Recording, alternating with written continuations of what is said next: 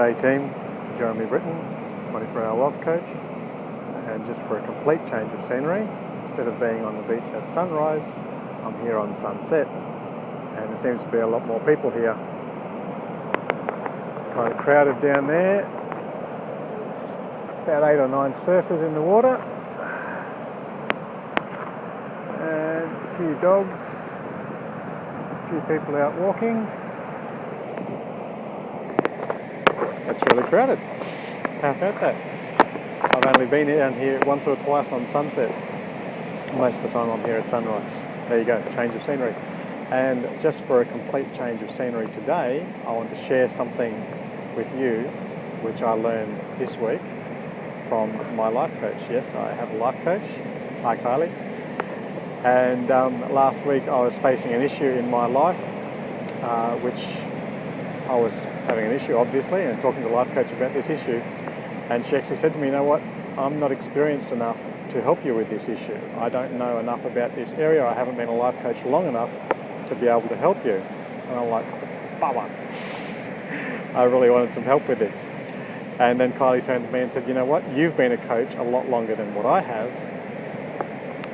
How would you address this issue? I'm like, wow.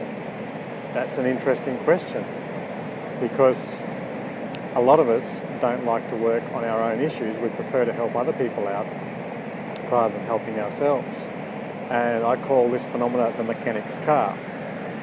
There's many people who know the story of the woman who lifted a car off a baby. It's a true story. Google it. It happened in the US and also in the UK. But you never hear the story about the woman who lifted a car off herself. We tend to do more for other people than we do for ourselves.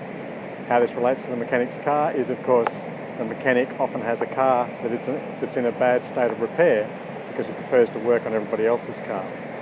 Same, the painter tends to have the worst house in the street, and the plumber's taps are always dripping. He always wants to help his clients, never wants to help himself. And how this was showing up for me in my life is I had an issue, and I'm quite happy helping my clients out with issues.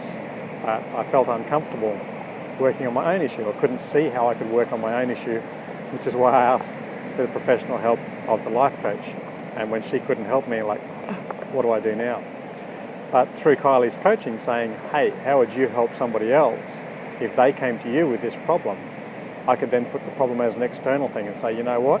If one of my friends, if one of my clients came to me with this issue, what I would say to them is, bang, bang, bang. I would do X, Y, Z. This is how I would help you. It was a big realization for me, and therefore I was able to solve my own issue in the same way as I would help another person out.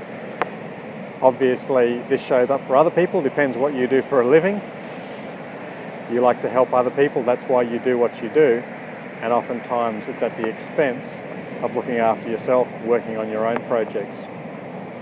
So the tip for this week is maybe just think of yourself as if you're somebody else. Paint the mechanic's car. Paint it pink, tell him it's someone else's car, maybe he'll work on it. If someone blindfolded you and told you that this wasn't your house, then maybe you would be able to paint it, renovate it, do whatever you do. So whatever you do best, try to do that in your own life.